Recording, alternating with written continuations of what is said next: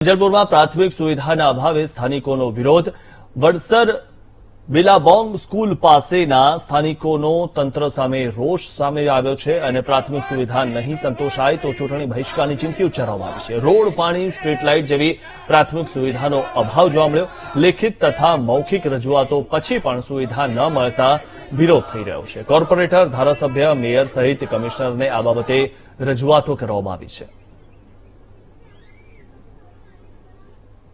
બહિષ્કાર માટે કીધું તો પહેલા જે પ્રમાણે જે કીધું છે એ જ રીતે કે રોડમાં ખાડા પડી ગયેલા છે, અમને લોકોને વાહનોને પણ નુકસાન થઈ રહ્યું છે. આજે નવા ઘરો અમે લીધા છે, ગાડીઓ નવી વસાઈ છે, કોઈ પણ તમે જુઓ છો કે અમારી ગાડીઓ પણ જૂની થવા લાગી છે આટલા ઓછા સમયમાં.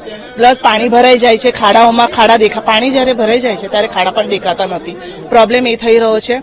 સાપ ને એ તો અમારા માટે નોર્મલ થઈ ગયા છે કે નીકળે છે અહીંયા, એટલા લાઇટોના લીધે અંધારામાં ખબર પડતી નથી. ઘણી વખત એવો થાય છે કે કોઈને કોઈ આવી જાય છે, દર વખતે કોઈ બચાવવા નહીં આવે કોઈ છોકરાને.